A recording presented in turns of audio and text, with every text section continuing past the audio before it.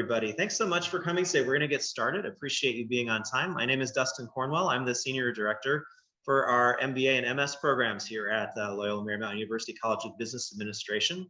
And we're going to be talking about 6 of our graduate programs this evening. And we'll be talking with the academic program directors, who are the faculty who lead each of the programs. Over the next hour, we'll be hearing from each of them about their particular program and the industries that are affected by their program. And so that'll give you some good insight into what the programs entail.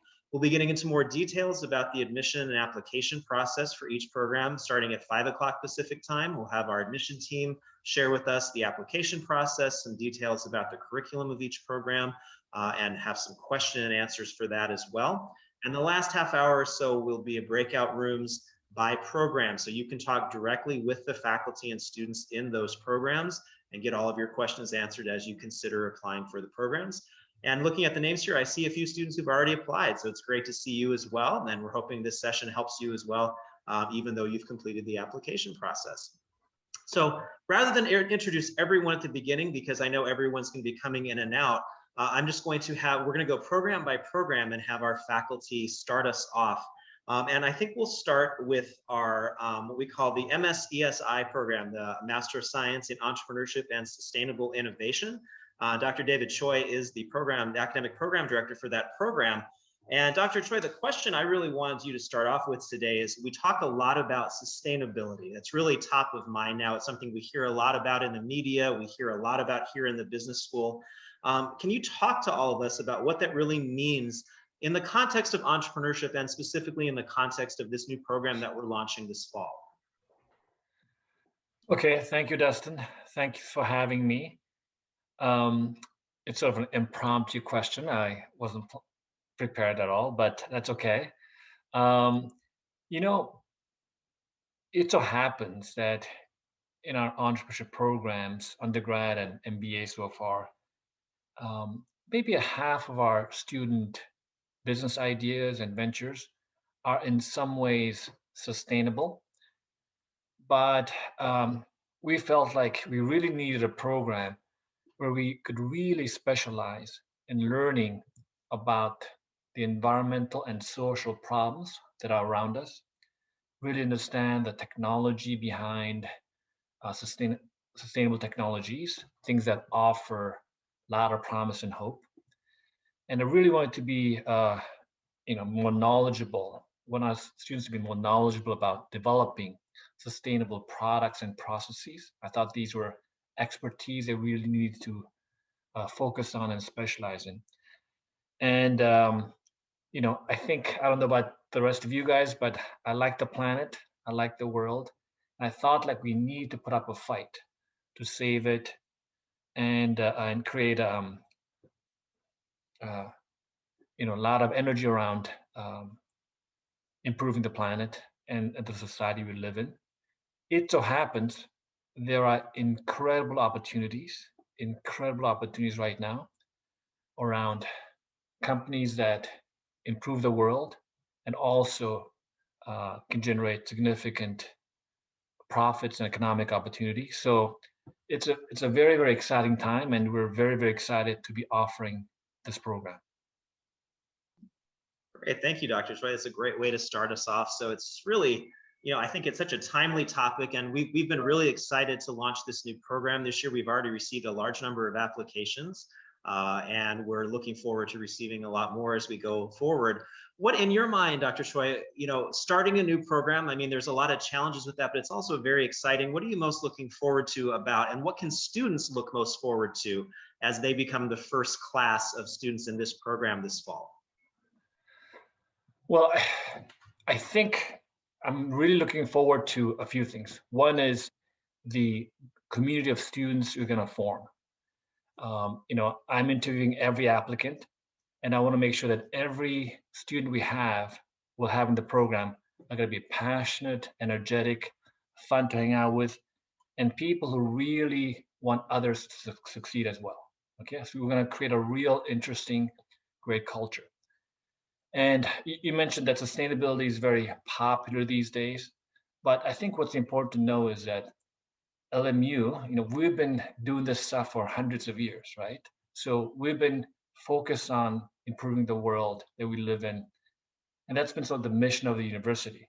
So although I think some of the context is new, I think we have some expertise in doing this. So I think students who come into the program will benefit from the fact that we have some expertise in history in doing these kind of work. That's great. Thank you so much. I want to move on. We'll change topics a little bit. I want to introduce Dr. Terry Wang. She is the academic program director for the MS in Accounting program. And Terry, the question I wanted to start off with you is that, one of the misperceptions about the MSA program, I think, is that it's only for accounting majors. So talk to us about how LMU really helps students who aren't accounting majors get their degree in accounting, and how you help students prepare with their prerequisites. Yeah, hi. Thank you, Dustin, for this question. Yeah, my name is Terry Wei. I'm the academic program director of the Master of Science in Accounting program. Like Dustin mentioned, a lot of people have the misconception that the MSA is only for accounting majors, but we actually have a lot of students coming from non-accounting backgrounds. They just realize that accounting is not something that you have to sit behind a computer and then doing data entry on a daily basis. It's really a people's career. Like, you deal with a lot of people, you like problem solving. And we have students from political science background or international relations. They realize they really like that part of accounting, the problem solving, the interaction. So they decide to come to LMU. And then we do have a pathway for non-accounting majors to ease your way into the Master of Science in Accounting. You can take all the prerequisite coursework at LMU as additional units required for the MSA degree. And then you will have the same sort of experience that our undergrad students have with, and then the relationship that you can build with all the accounting faculty.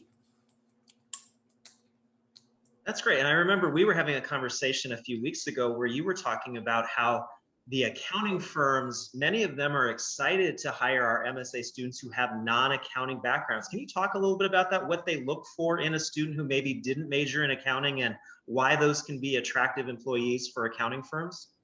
Yeah, like I mentioned, it's really not the technical knowledge that the firms are looking for. They like people who like to solve problems. They like people person.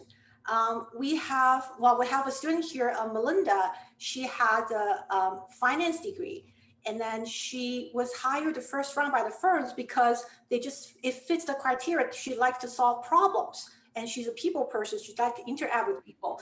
I mean, a lot of people have the misconception about accounting is that you sit in a cubicle, do data entry all the time, which is really not the case.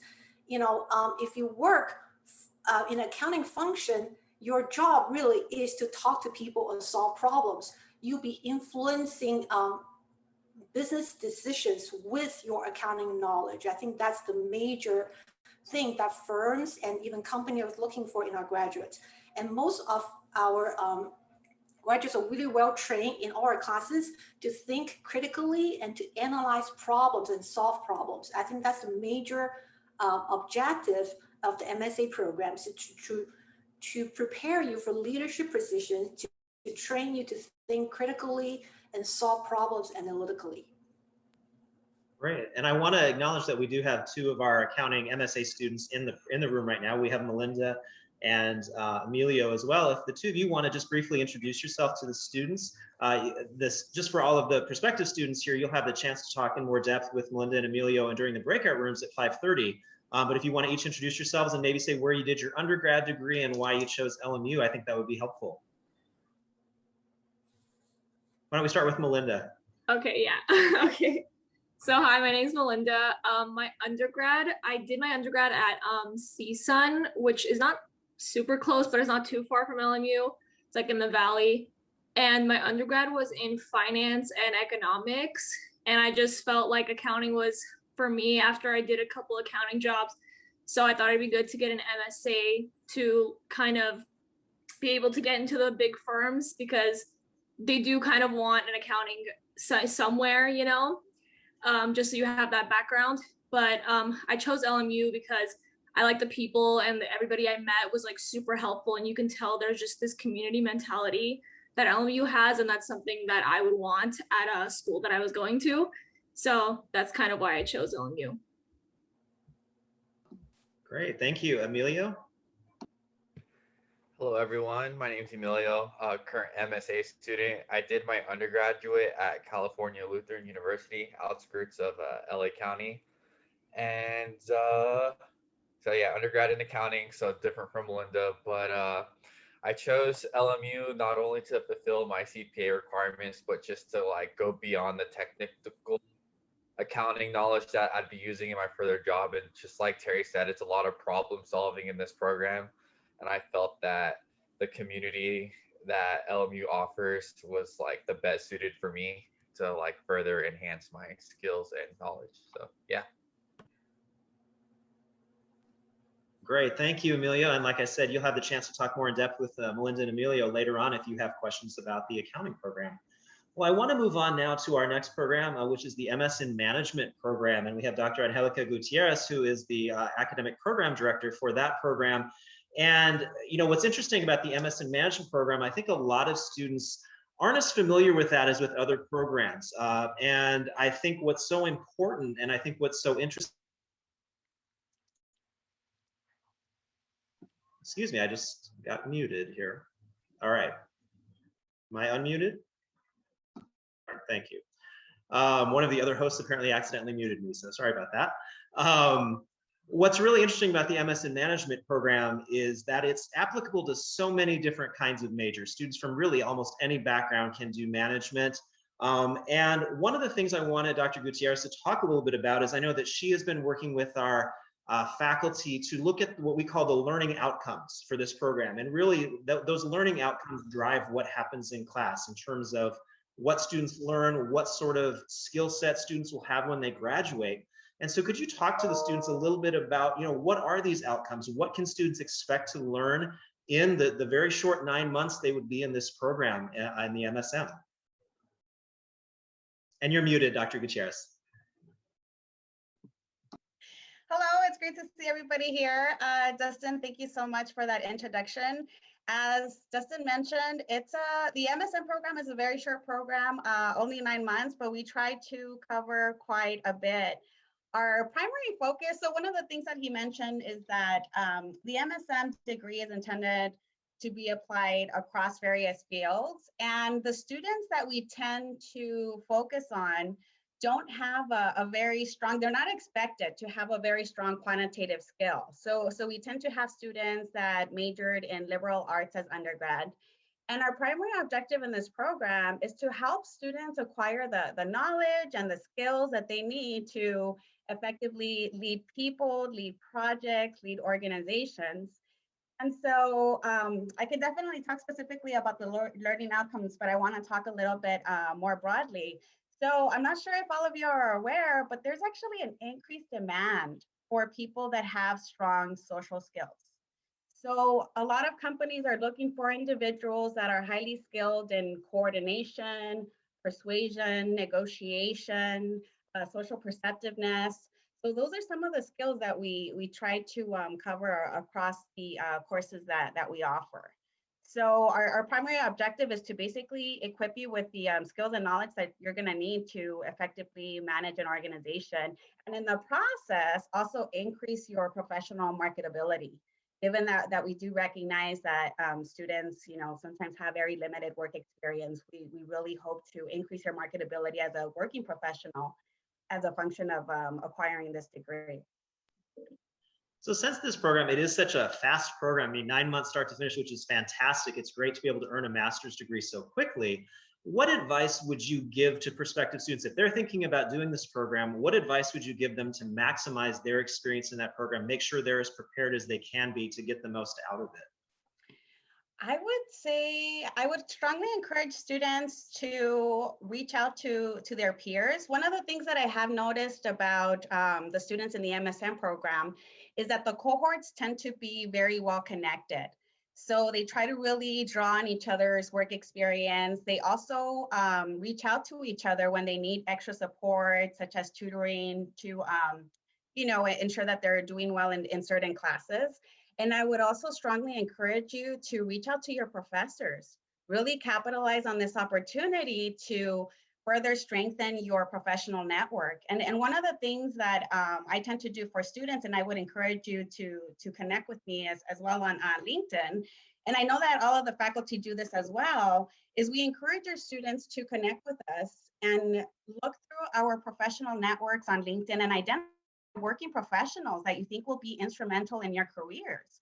And what we often do is we virtually introduce our students to individuals in our networks. And I'm happy to share that a lot of times, these connections have resulted in full-time job offers after they complete the 9-month program.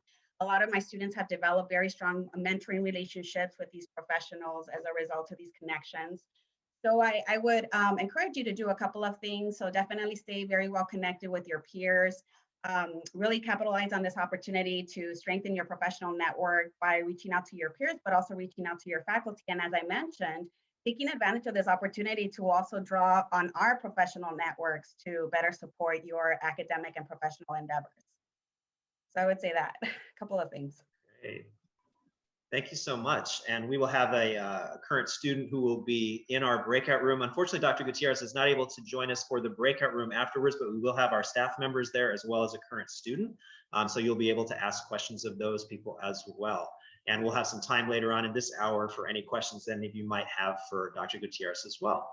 Well, I'd like to move on at this point to what we call the MGEM program, the Masters in Global Entrepreneurial Management, which is another one of our brand new programs that will be starting this fall here at LMU. And we have our 2 academic program directors here. We have Professors Rochelle Webb and Dog Chen.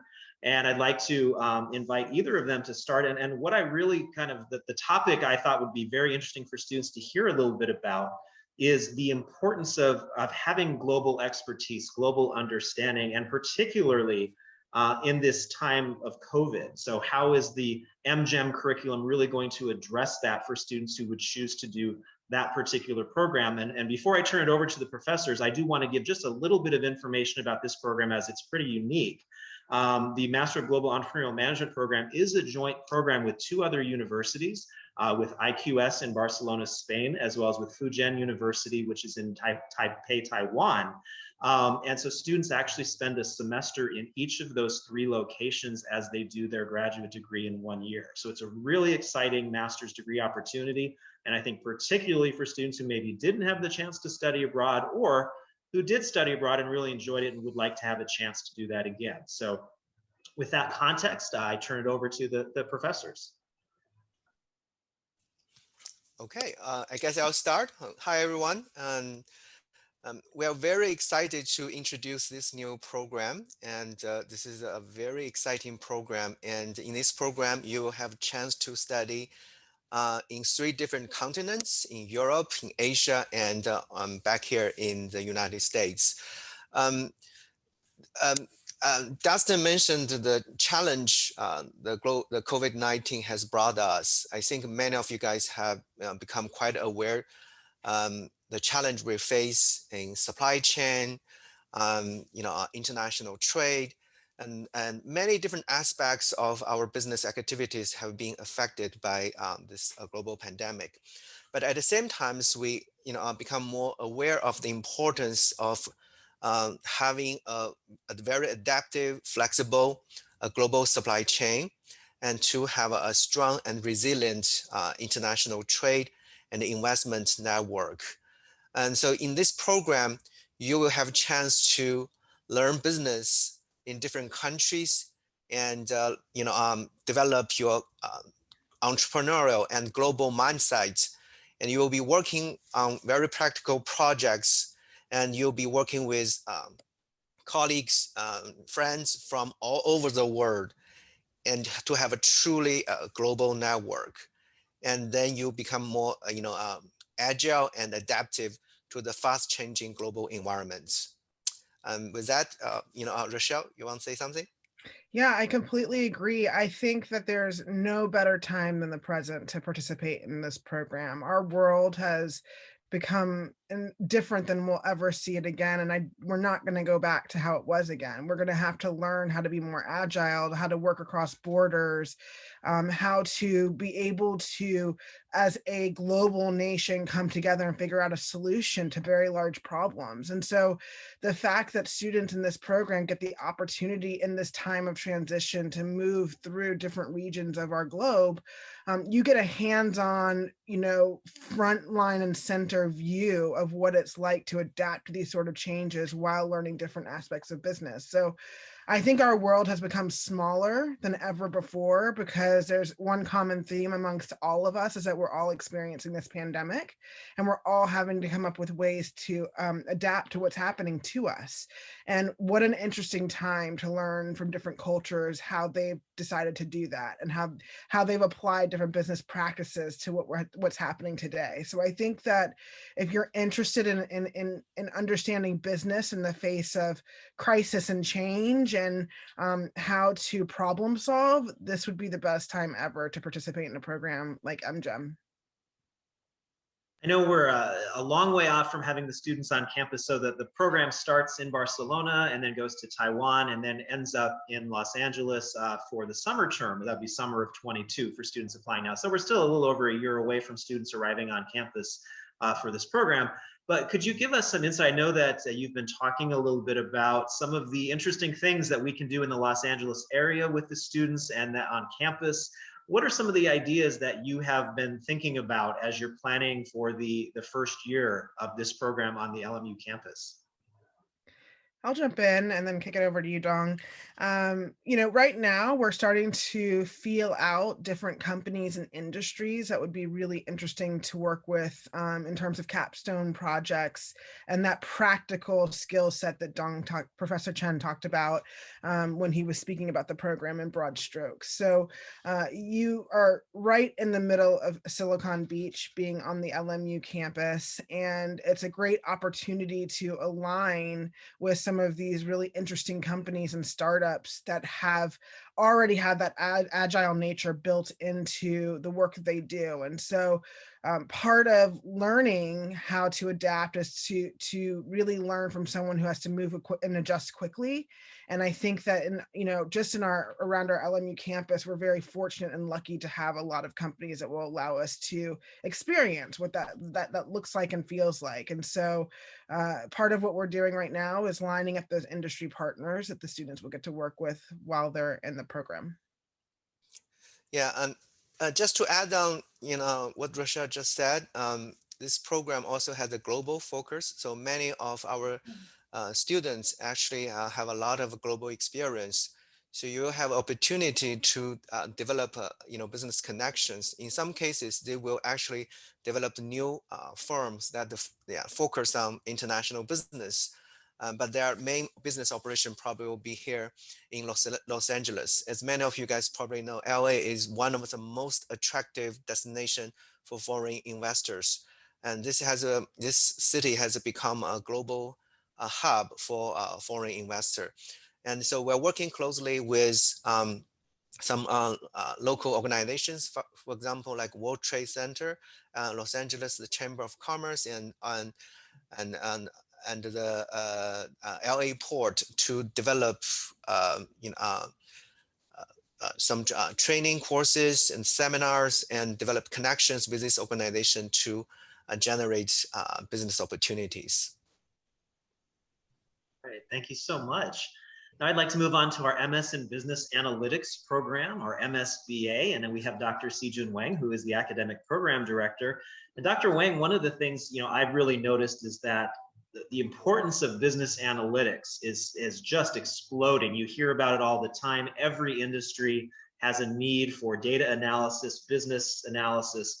Where do you see the opportunities in the next 5 to 10 years for students who might be interested in this program? What can they expect in terms of a career trajectory? Thank you, Dustin, and welcome everyone to our information sessions. Business analytics, like Justin said, you're right. Before I came to this meeting, I just checked on the Bureau of Labor. The statistic shows through 2026, the annual growth of the job opportunities in this area is 26% every year. the growth rate. So imagine how many talents we need in this market. The reason for that is business analytics. Basically, we use we deal with data, derive insights from the data using advanced technology, including programming, modeling skill sets, and to provide meaningful business solutions. So in the future, you will see more and more automation. That automation, the backbone is business analytics. So how do you make a business sense using the data, using those insights? So I just, fortunately, thank you, but Dustin, for the question. I actually just checked on the website, 26% annually through 2026. And so I think, one of the things that students who are looking at this program, I think some students might be intimidated because, of course, this program does require strong quantitative skills. So we want students to come in with a statistics background and a strong ability with quantitative. But, there's a lot of programming students do and things like that. How can students prepare themselves? If they're thinking of applying for next year, they've got a few months before the program starts. What are some things they can do over the next few months to make sure they're as ready as possible to succeed in this program? Yeah, yes, we do. We do need, we teach programming, modeling, and sounds like a very, very fancy, complex. However, it is so, the way we teach, because we are so connected with the industry, we know what's going on. So we actually have experts coming to our classroom. So having all those connections, we feel we will teach students with zero background, as long as you do not hate number. If you actually feel headache when you see numbers, this is not a program for you. As long as you love number, you don't hate number. The minimum is you don't hate numbers. We are able to teach you. So we do not need you to be, oh yeah, get A+ all day now for your math, for your calculus, for that. No, we don't. Actually, it's business sense. So we use data to give you business sense. So the way we teach, the way actually we partner with industry experts, I think is very doable for people who have very weak background even. Just don't feel intimidated, okay? As long as you don't hate number, just you feel like you can use number to do reasoning, good to go. And I know one of the aspects of the program that you're most proud of is the capstone that students do over the summer. They work with local businesses. Can you talk about some of the businesses that students worked on, either last year or this year for their projects, and help students understand really what does the capstone encompass? Yeah, thank you. The capstone projects is one of the highlights our program actually are very proud of. Our students actually starting from December. By the way, it's a 12 months program. So by the end of fall semester, we actually team you, like match the students team, 3 to 4 students a team to work with business problems, with business sponsors. So this year we have 4 sponsors. Adobe is sponsoring one project. RPA is one of the world-renowned advertising agency. They sponsored one, and then we have Adobe. Qdoba is a national restaurant chain. We are having 2 projects for them. And very exciting this year, we started doing healthcare analytics. So we are teaming up with LA Children's Hospital, 2 projects to help them optimize their emergency room services. So it's a lot of fancy, exciting projects going on. So the process is this: in December, we match you with the team, and then we match you with the projects. And then right now at this point in the spring, you are working with the sponsoring companies. They have a team to advise you. So you get data, prepare your data. And in the summer, 3 months now, you are working actually on the ground with the company, with the employees, with real problems. And when you finish, you present to not just the next company, you present a consortium of our advisory board members. So our advisory board members came from IBM, Nike, Facebook, Epson, Qdoba, Snap, Netflix, so the names goes on. So we have all the well-known companies, and they are part of our advisory board. So when they come, they actually watch how you actually present, share your results, and then we see the job opportunities come back to you directly from those kind of programs. Great, thank you so much. And Dr. Wang will be in the breakout room after our information session, along with one of our current MSBA students. She'll be joining us as well for that. So we can look forward to that for anyone interested in learning more about the MSBA program. Now I'd like to move on to our Master of Business Administration program, or MBA. We have Dr. Julian St. Clair, who is the academic program director for that program.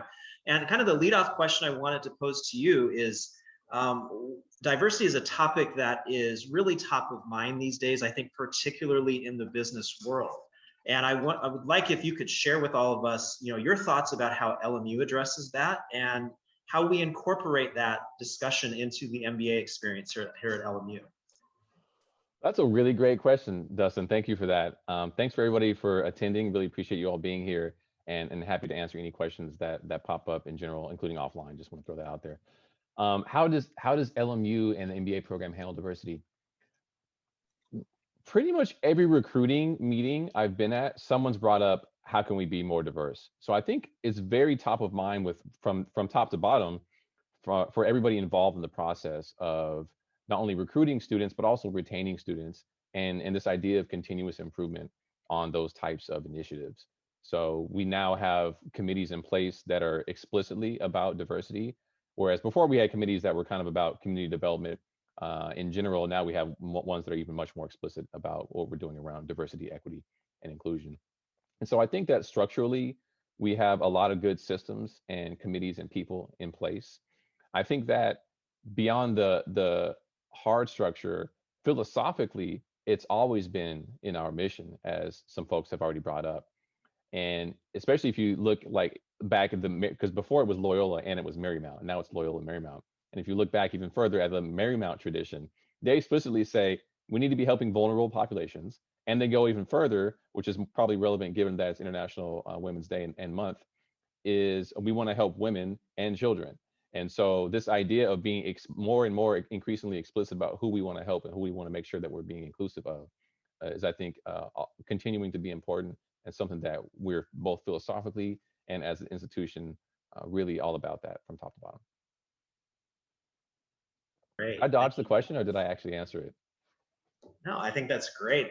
And as we think about going forward, obviously one of the initiatives I know that you're working on right now, Julian, because we work very closely together, is thinking about curricular changes for the future. And obviously we're in the early stages of those discussions, but could you share with the students some of the things that are important in your mind, as we take a look at our curriculum and as we take what, I think we're proud of as being a strong curriculum, but we want to make it better so that for the 2020s, the 2030s and beyond, that it's relevant for students. What are some of the things you have in mind as we move forward with that?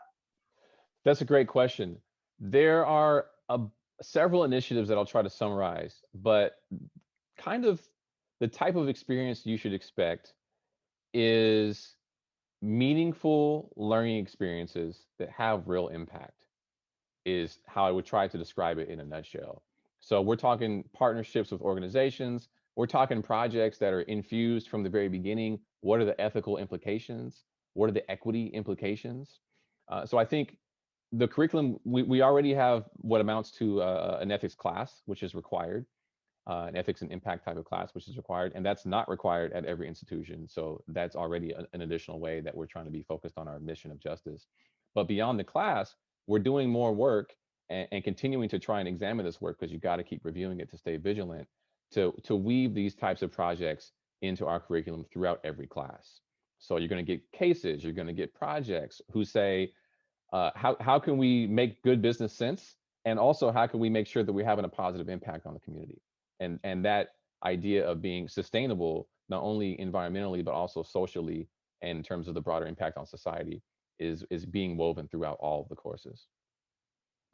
Excellent, thank you. And we have a couple of current MBA students in the room, and I'd like to have them introduce themselves and maybe say where they did their undergrad and where they're working right now, if they're currently working.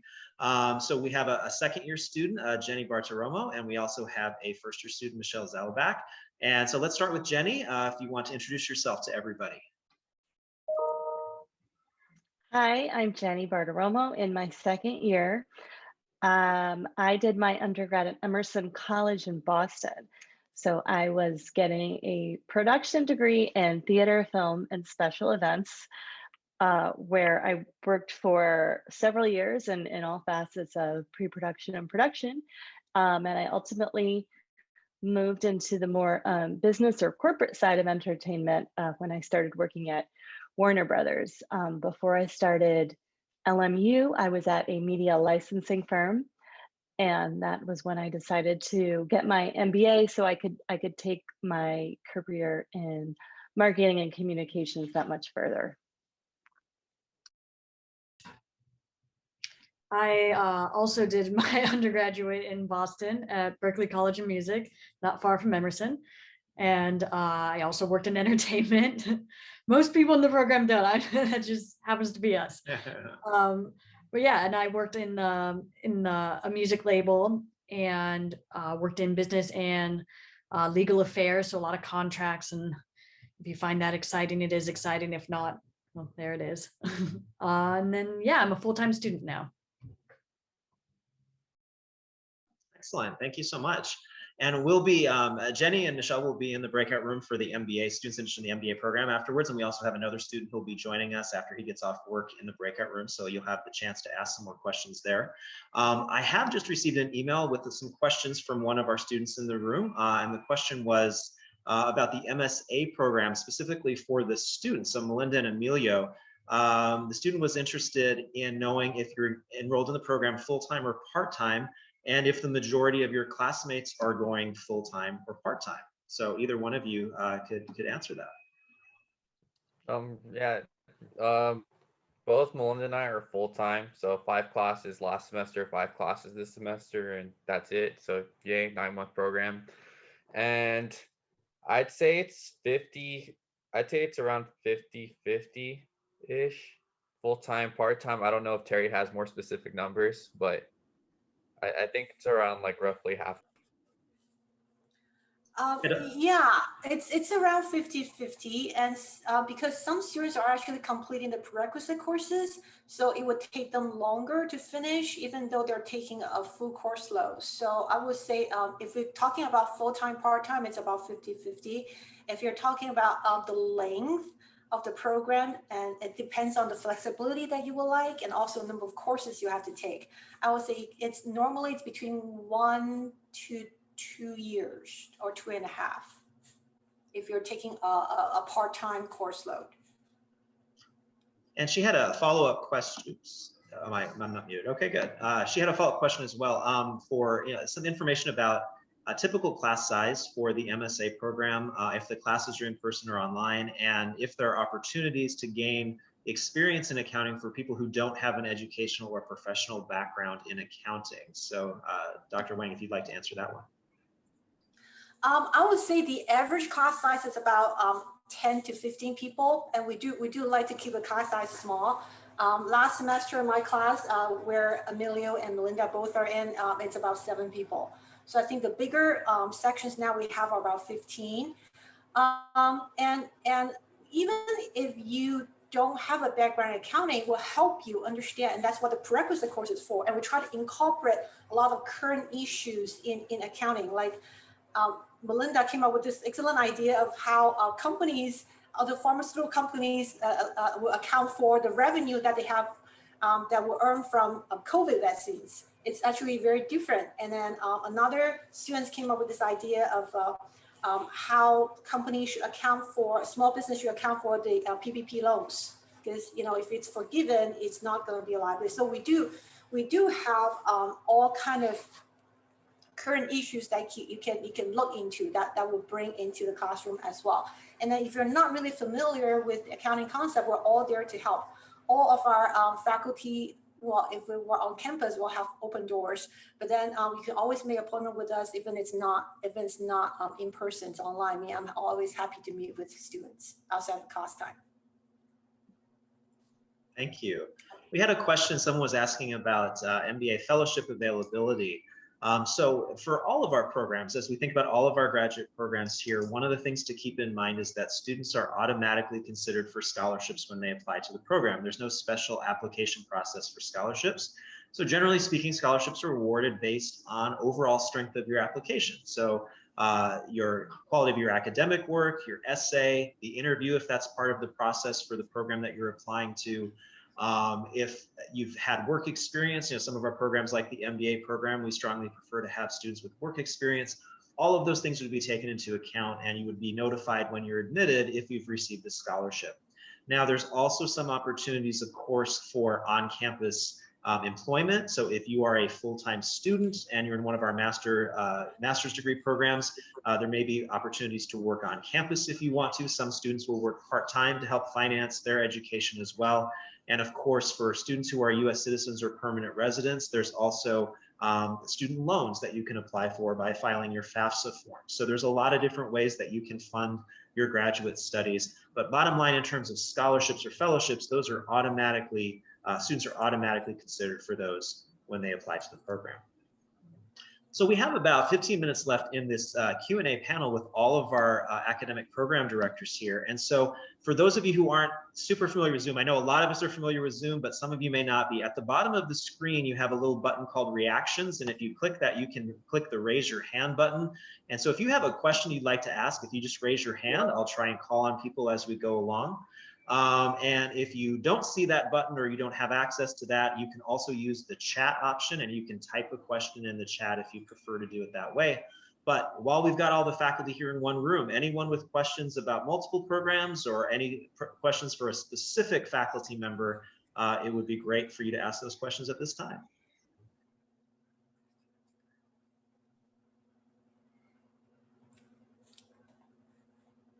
Any questions? All right, so we have chat here.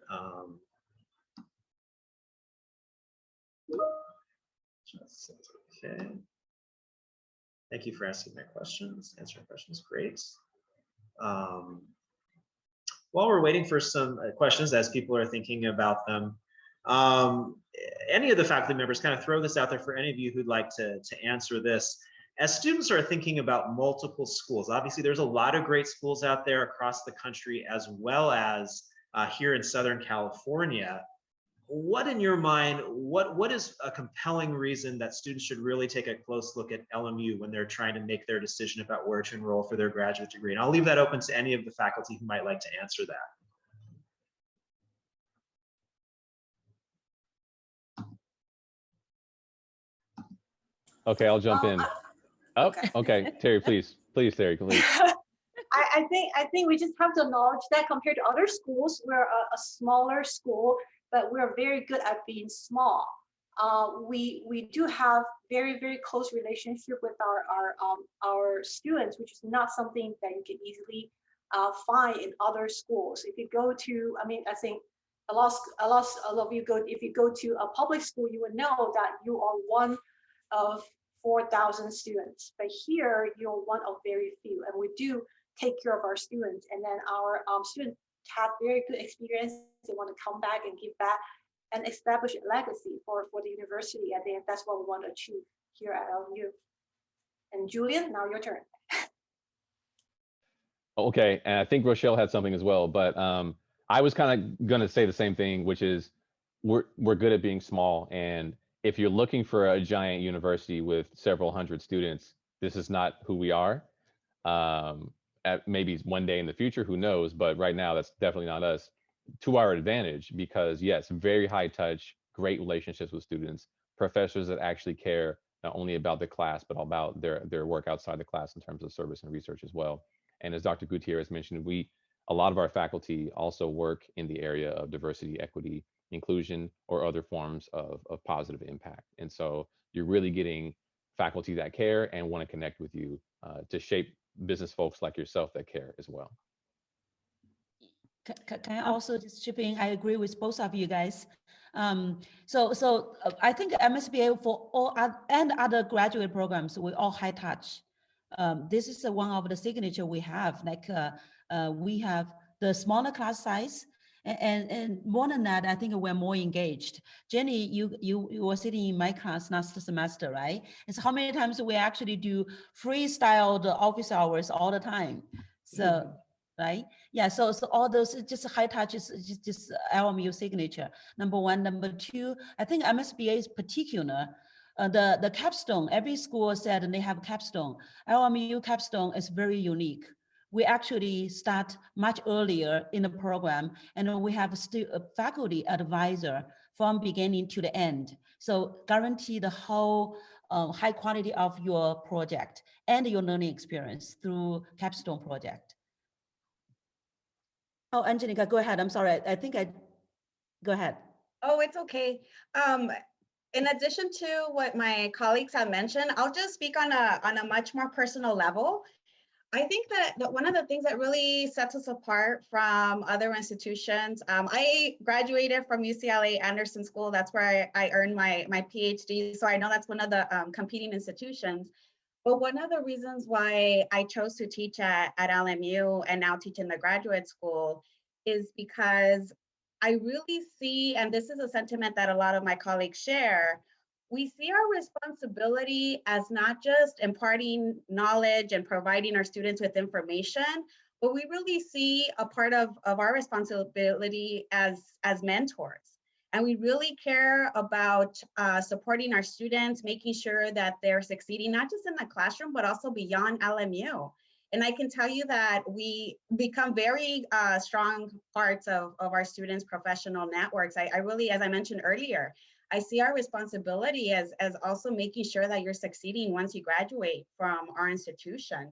And if that means, taking the time to conduct e-introductions with people in our networks, if that means providing employment references, if that means, picking up the phone and calling one of the many companies that we've already established collaborations with just to pitch you, we will do that. We will do whatever it takes to support your academic and also your professional endeavors. And I feel that that's one of the many things that sets us apart. I don't know faculty at too many institutions that are really willing to go up to bat for their students and support their success. And that's something that I know a lot of my colleagues on here, we're taking the time to be here because we really care about what we do. We're passionate about teaching and mentoring and supporting you. We appreciate that. Thank you, Dr. Gutierrez. As some of you may have noticed in the chat, there have been a few questions, so I've answered those questions in the text there just to highlight a few things. One of the students was asking about if you can start any of the programs in the spring or summer. The MSA program can be started in the spring or summer, and the MBA program can be started in the spring as well. Most of our other programs do have just a fall start, and part of that is because we have a set sequence of the courses for completing the program. Sarah just asked the question, how flexible is course registration? Are there multiple sections to choose from? And so for the answer for that actually varies by program. So you'll definitely want to talk about that a little bit in your breakout rooms later on if you're in those. The MBA program is our largest program, and we do have multiple sections of that course. So we do have some flexibility with registration with that. The MSM program will probably have 2 sections this year as well, and so there may be some flexibility there. And then some of the other programs may only have 1 section, but you may be able to go at a different pace depending on how you want to go. So just make sure you talk with the faculty member or the students in your breakout rooms today, and they can give you a better understanding of that as well. So thanks, Sarah, you're welcome. Any other questions before we finish up with the main panel here before our faculty have to take a short break here while we have the information session?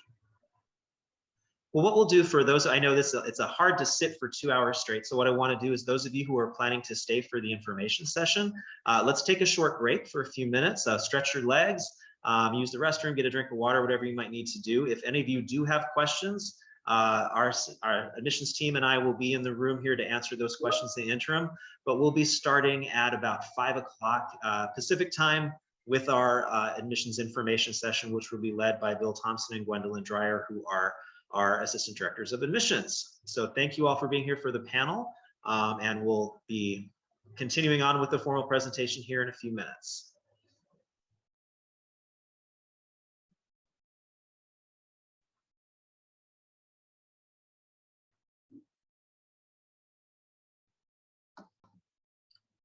Welcome back, everybody. We'll be getting started here in just a couple of minutes with our information session. In the information session, we'll be discussing each of the 6 programs in terms of the the focus of the program, the content, the curriculum of the coursework, the application process and deadlines. And we have a couple more people entering the room right now, so I'm going to let them in. So as we begin our information session here, we will again you'll be hearing from our assistant directors of admission about each of the programs. And then once the information session is over, we can take some general questions as if there's time. And at 5:30, we will be splitting off into breakout rooms specific to each program. So if you have any questions that cover multiple programs, or you're trying to decide between a couple of programs, during the session is a good time to ask those questions, or at the end of the formal presentation. And then when we break out into the breakout rooms, you'll have the chance to choose one program that you want to learn more about in depth. And so that'll be a good time to ask questions that are specific to a particular program. And as we mentioned, in most of the rooms, we will have a faculty member as well as current students, if the program has current students. As we mentioned, we have a couple of new programs. We'll also have some of our staff members and admissions team in those breakout rooms as well. So welcome back to everyone here, and welcome to the new people who have just joined us for the information session. For anyone who's new, my name is Dustin Cornwell. I'm the Senior Director for the MBA and MS programs, and I oversee all of our graduate programs that we'll be talking about today. Just received a question from one of the students. It says, do we need a link to go to the breakout rooms? Very good question. So when we finish up with the formal presentation, you will see a bubble on the screen pop up, and it will ask you to choose the breakout room of your choice. If you know which breakout room you want, you just choose that one. It'll shoot you into that room, and you'll be able to talk with the faculty. For anyone who has an older version of Zoom, occasionally there's some students who don't see that message. Don't worry, we'll still be able to put you in a breakout room. We'll just have to wait when the students exit to go to their breakout rooms. If you haven't seen that message at the end of the presentation, just let me know, and I'll be able to ask you which room you want to go into, and I'll be able to manually put you in that room. So no reason to worry about it if you don't see that message at the end of the presentation. But welcome back, and I want to introduce right now Gwendolyn Dreyer and Bill Thompson. They are the Assistant Directors of Admissions, and I believe Bill is going to be starting the presentation, and he's going to be sharing his screen with you, so you'll be able to see some PowerPoint slides as we go through the presentation. So Bill, take it away. Perfect, thank you so much. So give me 1 second, I'll go ahead and just share my screen with you guys. All right, perfect. So thank you guys for joining. I do see a lot of familiar names here. So once again, just like Dustin said, my name is Bill Thompson. I'm one of the Assistant Directors of Admissions for the MBA and the MS programs. And today I'm going to go ahead and go over some of the programs with you along with my colleague, Gwendolyn Dreyer. And so the first program I have to go ahead and share with you guys is the MS in Business Analytics program. So just as Dr. Sijun Wang stated, if you guys were here for the prior session, this program is actually designed for those who are very interested in statistics or have a strong quantitative background. So this will allow you to integrate, business knowledge with data analytics in order for you to solve complex problems by looking at big data. This program is a full-time program for 12 months, or you can go ahead and do the 24-month part-time program.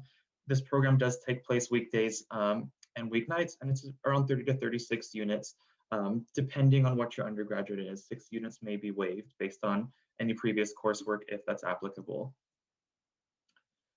So the number one question I usually get is, why would somebody want to take the MSBA program?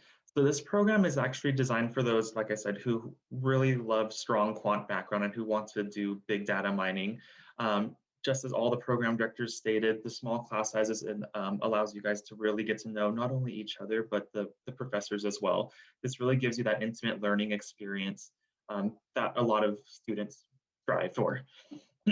This is also a STEM designated program. So STEM is one of those, if you're an international applicant, that allows you to qualify up to 36 months of OPT once you graduate from the program.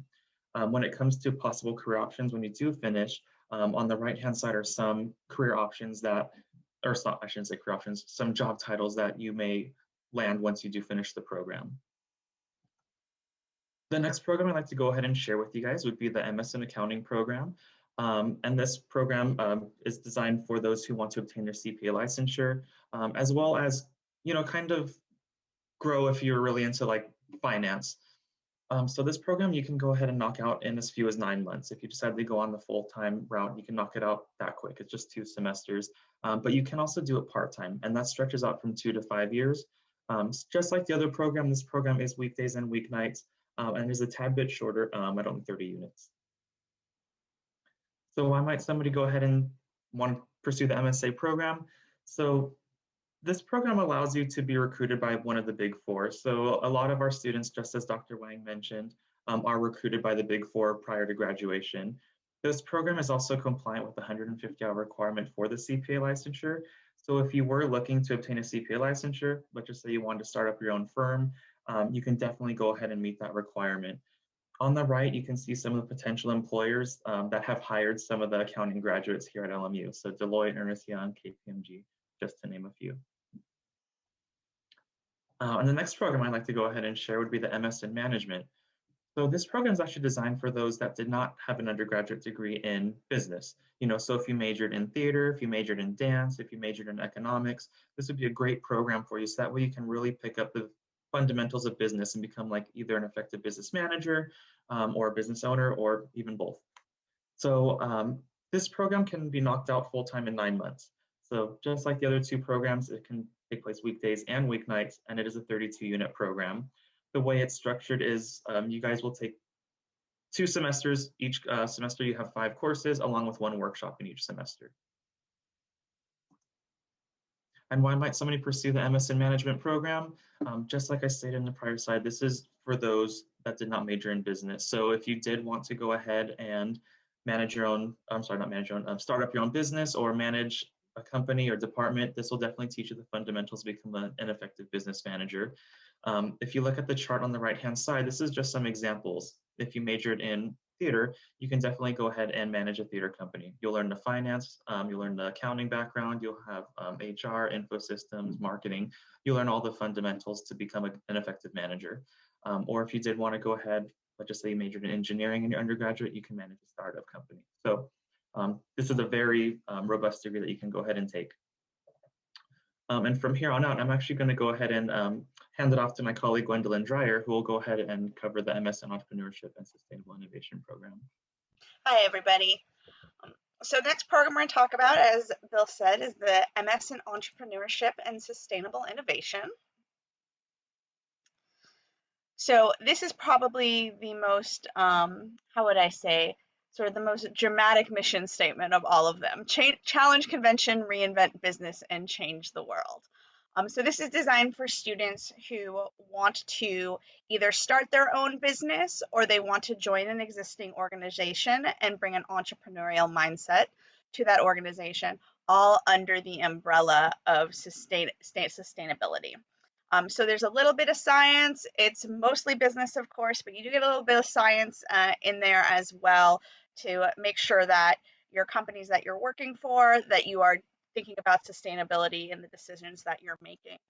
This is a full-time program at 12 months. You can also complete it part-time for 24 months. One of the unique features about our MS ESI program is that it's currently our only hybrid program.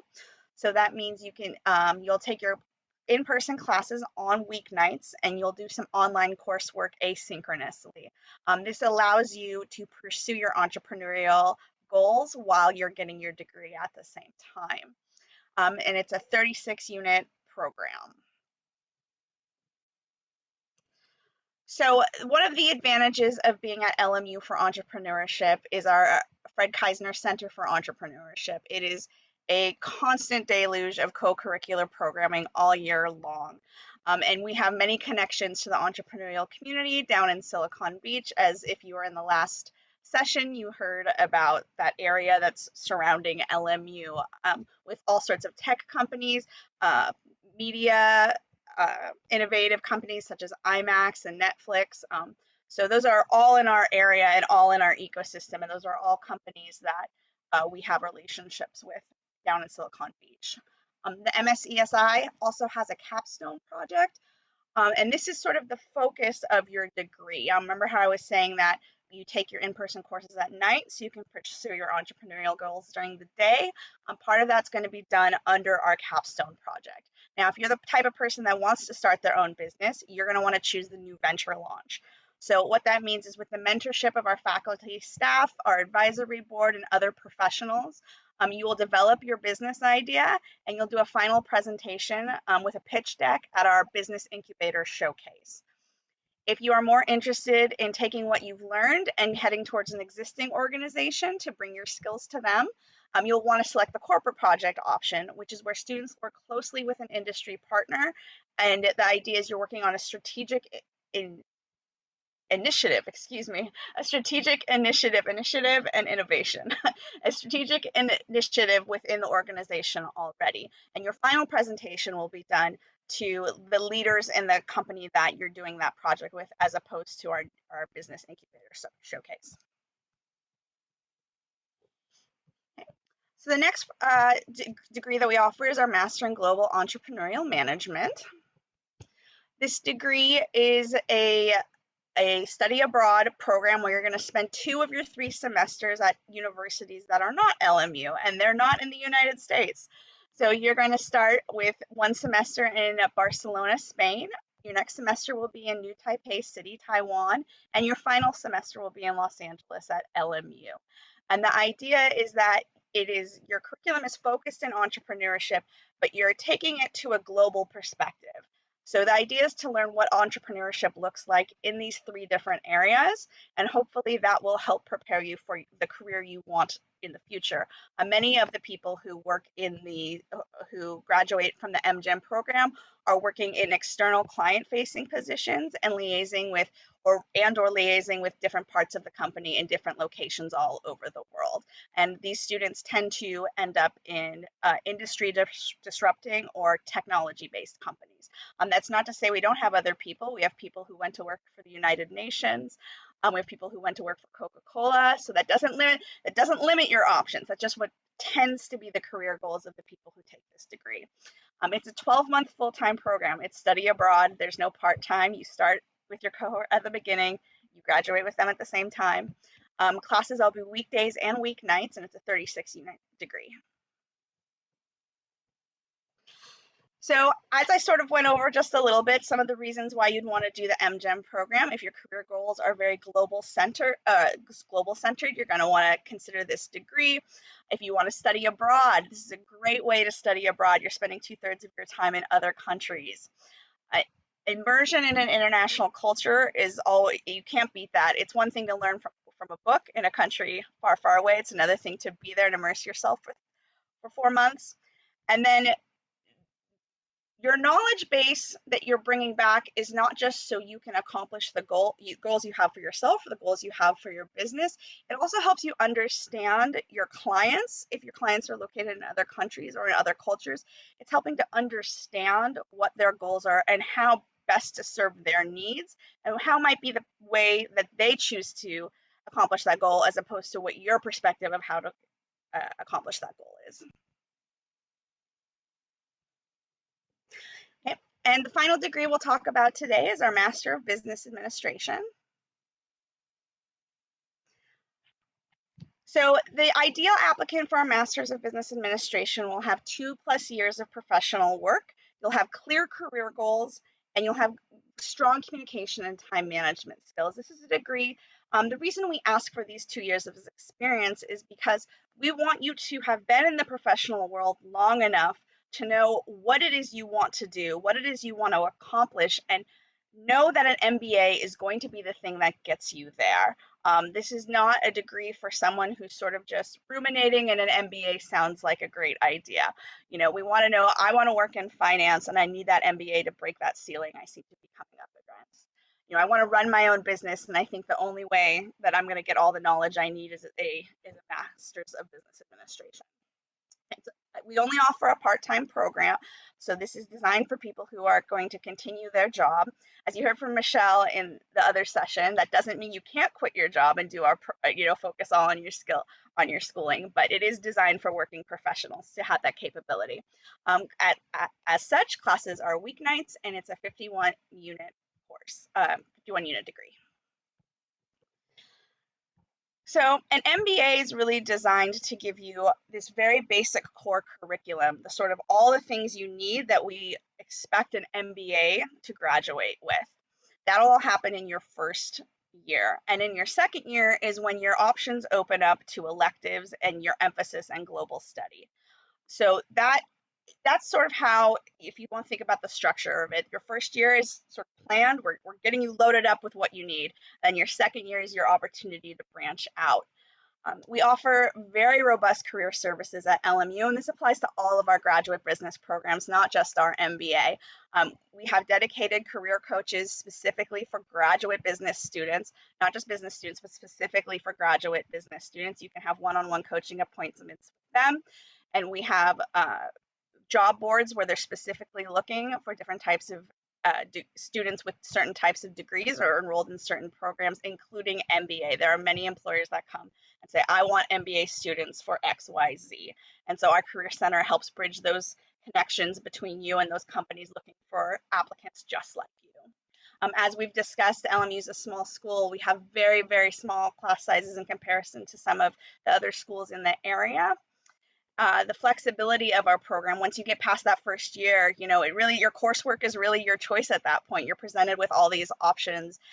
We offer electives every year in entrepreneurship, finance, and marketing. And as such, you can choose to take an emphasis, which means you take a certain number of courses in one of those areas, and that'll be reflected in your transcript. You also don't have to pick an emphasis, so you can just keep taking classes in whatever we're offering that strikes your fancy, so to speak. And we do offer electives beyond those three areas as well. And the way we decide what other electives to offer are based on student demand and the feasibility of our scheduling. So here's some very high-level basic admission information. Every degree, every program has specific application requirements and criteria. Some of our degrees ask for GMAT and GRE scores. Some of them don't. Some of them ask for it and then you can waive it. So those types of detail requirement information, you're going to need to go to our website and look at the program website for your specific program of interest. Of course, if you have any questions at all or you need any additional information, please be in touch with any of us from the admissions team if we need to clear anything up for you.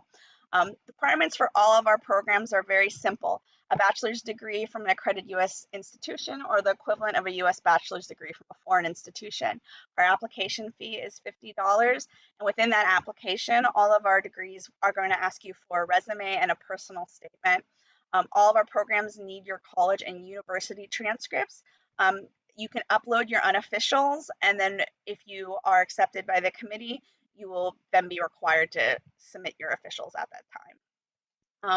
Fall entry is for all of our programs. Our MBA program and our MS in accounting offer spring enrollment as well. Right? And these are some of our student resource sessions they're going to be happening on Friday. So as you might already be aware, all of the different colleges all have certain days this week that they're doing their presentations, and Friday is devoted to student resources. So you can see on the left the list of organizations and departments around campus you'll have access to if you choose to attend these sessions. You don't need to pre-register. You can, of course, but you can also just go to the open house website and click on your specific session you want to attend, and you'll be able to get in at that time. All right. And finally, if you have any questions at all, like I said earlier, please be in touch. The general website for the College of Business Administration is cba.lmu.edu, or you could email at cbagrad@lmu.edu, and someone from our admissions team will get back to you as soon as we're able. And that is our presentation. So I'm going to pass it back to Dustin. All right, thank you, Bill and Gwen, for all of your presentations. At this point, we've got about 10 minutes before the breakout rooms, and I wanted to ask, actually, before we just open it up for questions, if Michelle, if you're in the room right now, I know you might be taking a break, but Michelle, if you're in the room, if you want to talk a little bit about the CBA GSA, which is a mouthful to everybody. It's the College of Business Administration Graduate Student Association. And Michelle is one of our representatives who's been elected this year. Jenny is as well. I believe Jenny's taking a short break. She'll be back for the breakout rooms. But Michelle, could you tell the students a little bit about what CBA GSA is and what kinds of activities and events that you all have been putting on so far this year? Yeah, so we're basically, as Dustin said, we're elected from each of the various graduate programs. So everybody has representation for the association. And this year we've been trying to focus more on how to connect students in a virtual environment. You know, how can you build the networking when you're not having those conversations in the hallways and before class and whatnot. So some of the things we've done, we did a wine tasting event that was really fun, a virtual wine tasting, and the packages are sent to your home and everybody has fun and hangs out on Zoom afterwards to chat. We have another event coming up with, it's a beer tasting. Not all of them are alcohol related, I promise. But it's with an alum who started this brewery, LA Ale Works, while getting his MBA. So he's going to come and do kind of an Ask Me Anything. And so it's kind of a combination of, you know, networking and getting alumni to come back. And we've done just anything from getting little round tables for, you know, career work. And yeah, we kind of just try and do like everything from networking and social events. We even supported one of the students who was stuck in Texas during all the snowstorms and was without power. We sent a little care package to him to make sure he was doing all right.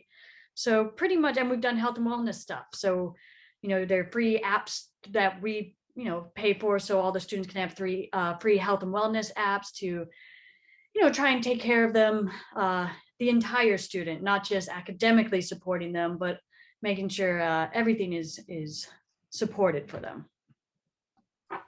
That's great, thank you. Yeah, and it's something that, you know, students can get involved in a lot of ways. So all of the events that the CBA GSA holds is open to any of our graduate students in the College of Business Administration. And if you want to be someone who is helping plan those events, we have elections at the beginning of the academic year. And as Michelle mentioned, there's representatives from each of the program, and it's proportional to enrollment. So smaller programs might just have one representative, larger programs might have 2 or 3 representatives.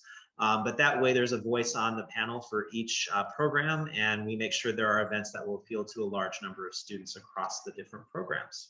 So with that, I want to open it up for general questions. As I mentioned, we can talk about admissions questions, anything that's more general in nature here, and then we'll save the specific program questions for our breakout sessions, which will be starting in about 7 or 8 minutes. So does anyone have any general questions just about the programs, or wanting to know differences between, if you're thinking about a couple different programs, what might be some of the significant differences between those programs as you make your decisions?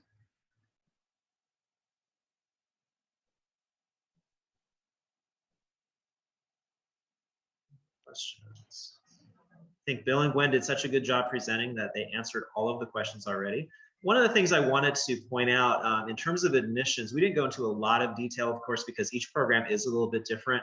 Some of the things to keep in mind, for every program, we do have the personal statement, and each program has its own prompt for the essay, you know, kind of specific things. Sarah just asked a question if interviews are required for the MBA program admissions, and yes, that is a part of the process for the MBA program.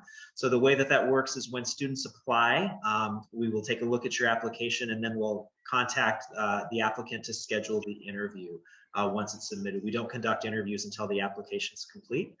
Currently, we are doing interviews for the MBA program, for the MSM program, and the MSESI program, as well as the MGEM program. We had a question from Courtney. It says, for the MGEM program, do you need to apply to the 2 other universities? No, that's a very good question. So when you look at our website, on the website for the MGEM program, we actually have on the admission page, it indicates which of the 3 schools that you apply to, and it's based on your citizenship. So for American citizens, you would be applying through LMU. For students who have citizenship in other areas, it might be one of the other institutions. The thing to keep in mind is, regardless of which of the 3 schools that you apply to, the admission review process, all of the 3 schools do get to review the application. So even though the place that you submit, the website you submit your application through may vary, all of the program directors at the 3 schools will review your application. So that was a very good question. But going back to admissions, keeping in mind we have admissions deadlines posted for our MBA program. We just had an admission deadline on the 6th. Our next deadline is May 6th, and our final one is on July 6th for the fall semester. We do review applications as they're submitted, however. So even though we do post those deadlines, you can apply at any time and we'll begin to review your application. Our MS program deadlines are all the same. On March 10th is the next deadline, so that's coming up in a couple of days. So if you've already been working on it, that's great. You can certainly get that in. May 15th is the final deadline for international applicants for our MS programs, and May 31st is the final recommended deadline for domestic students for the MS programs. And again, many of those programs will review applications as they're submitted. So there's no reason to wait until a deadline. You certainly can submit your application at any time and we'll begin to review that. All right, any other questions? I noticed we've had a couple of our students who weren't here for the opening session that joined us, a couple of our current students. I'd like to have them introduce themselves as well. One of our MBA students, Rafi, is here. Rafi, would you like to introduce yourself? And what we were asking students to say is where you did your undergrad work and where you're currently employed. So just unmute yourself and go ahead. Awesome. Hey guys, excited to be here. My name is Rafi. I'm currently an MBA student. I did my undergrad at UC Berkeley. I studied math and statistics, and then I went to work at Red Bull for the last 4 years as a brand manager.